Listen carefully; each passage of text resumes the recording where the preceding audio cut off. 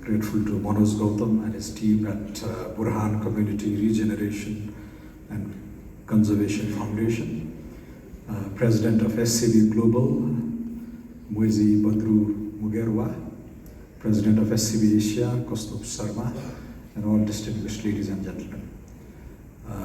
I was running behind because there was another program, the Confederation of Nepalese Industries, but I wanted to be here. I'm not an expert in this field, but this is something, as Minister of Finance, I have to deal with almost on a daily basis, this intersection between public policy and conservation issues. And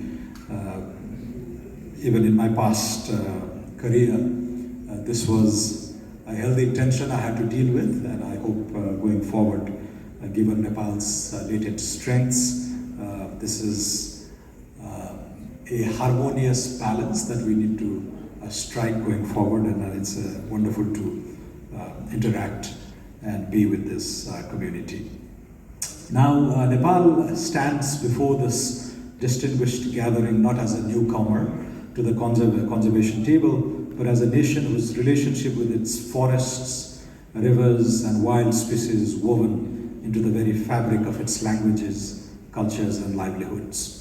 With over 23% of our land under protected areas, community forests covering more than 15% of our forest estate, and total forest cover now reaching 46% of our landmass, a remarkable reversal in a region where deforestation has been the dominant trend. Nepal demonstrates that conservation ambition and community empowerment are not competing goals, they are the same goal. This did not happen through enforcement from above. It happened because Nepali communities, farmers, indigenous peoples, women's groups, and forest user committees were trusted as stewards of their own landscapes. Nepal's conservation model is, at its heart, a community-authored model. Decades of political courage and institutional investment have produced results the world is still trying to replicate.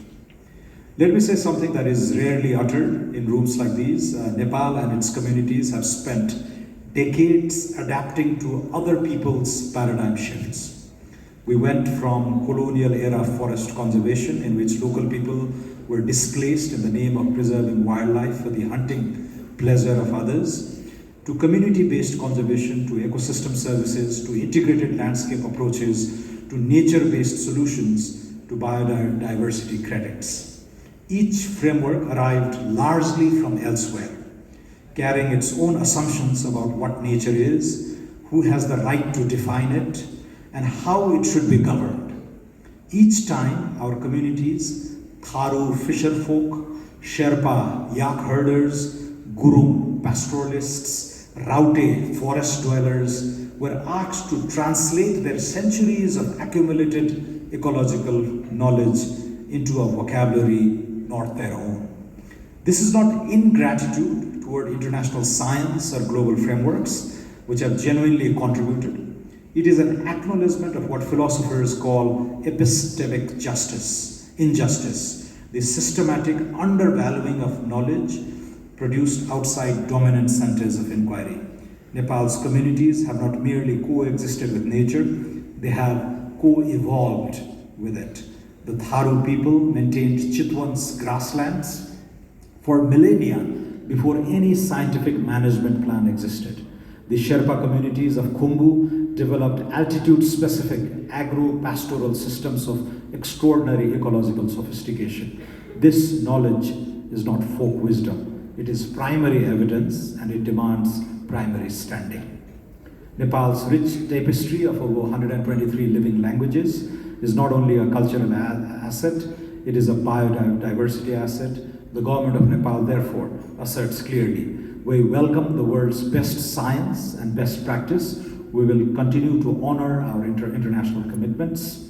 Nepal is ready to exercise its epistemic sovereignty through policy, through curriculum, through governance structures, and to ensure that its community's ways of knowing, doing, and being in relationship with nature are treated as foundational, not supplementary.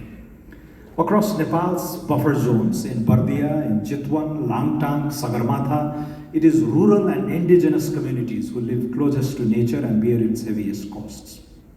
Nepal's vision is unambiguous. Local communities should have gainful, dignified, and meaningful employment, rooted in and generated by their landscapes, not as laborers in extremely designed ecotourism ventures, not as recipients of conservation stipends, but as leaders of wildlife monitoring and research, of forest carbon accounting, of ecological restoration enterprises, of biodiversity-linked financial products, of cultural and natural heritage tourism on their own terms.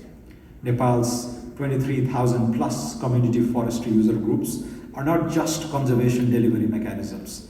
They are the embryo of a new biodiversity economy, one that generates prosperity for the communities that produce it. Conservation finance that does not reach with tangible and measurable impact, the Tharu woman managing a community forest in Bardia, the Sherpa youth monitoring snow leopard corridors in Khumbu, the Tamang beekeeper sustaining pollinator populations in Langtang is finance that has not yet done its job. Nepal respects science. We have benefited enormously from the partnership of international researchers, and we welcome continued scientific cooperation with full enthusiasm. Some of the world's most consequential ecological research has been conducted on Nepali landscapes, on glacier dynamics, snow leopard behavior, community forestry outcomes, high altitude medicine, and migratory bird ecology. But we must be candid about a pattern that has persisted too long. Nepal's mountains, rivers, species, and communities have frequently served as field sites for science whose data, publications, and intellectual products flow primarily to institutions located elsewhere. Biological specimens collected in Nepal's forests, hydrological data from our river systems, genomic information from our endemic species, ethnobotanical knowledge documented from our indigenous communities, these have accumulated in international databases and academic journals to which Nepal has limited access and over which it has minimal governance authority. This is an extractive model of scientific cooperation, and Nepal respectfully but firmly calls for its replacement with a reciprocal model. We call for full data sovereignty, indigenous data sovereignty, co-authorship and institutional partnership, and open access provisions. Nepal has its own tested, community-driven, evidence-based solutions to offer. Our community forestry governance model, our integrated conservation livelihood approaches, our wildlife coexistence frameworks, these have produced measurable, peer-reviewed, and internationally recognized results. Nepal does not only need to learn from the world needs to learn from us as well.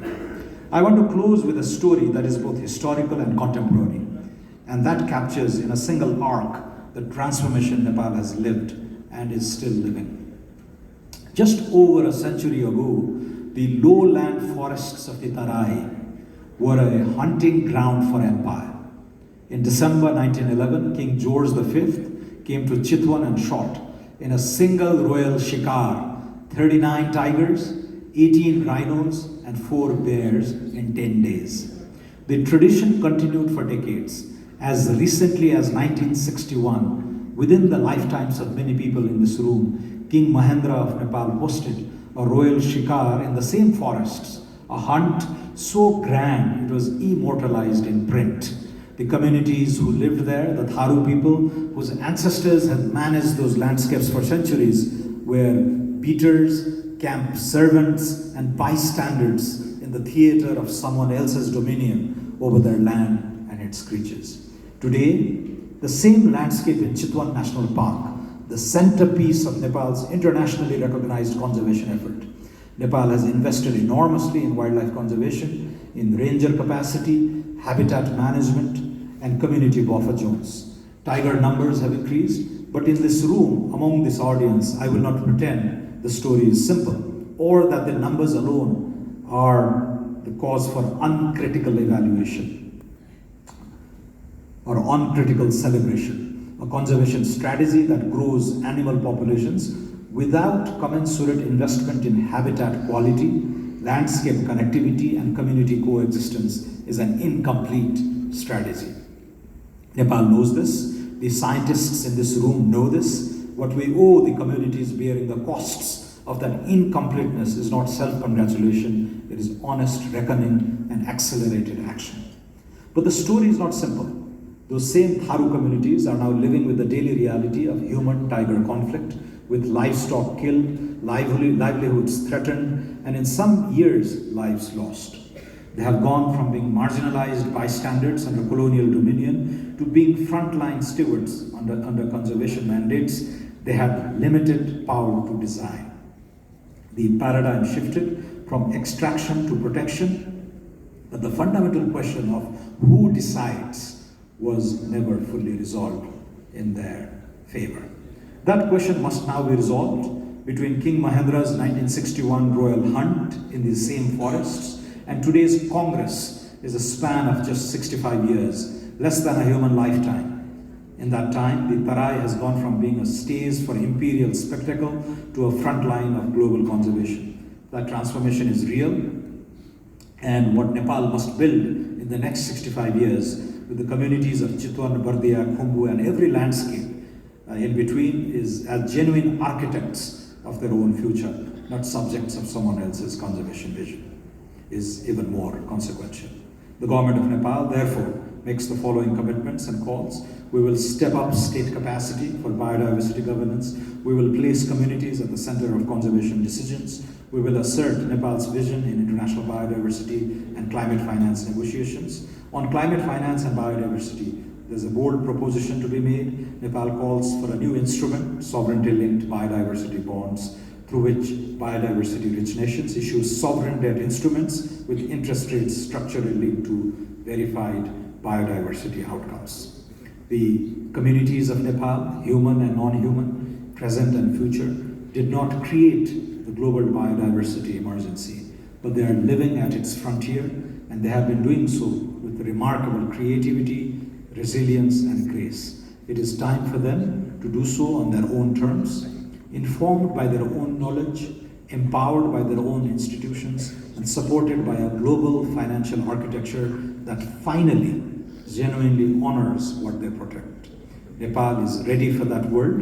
We invite this Congress and the global community it represents to help us build it. Thank you so much.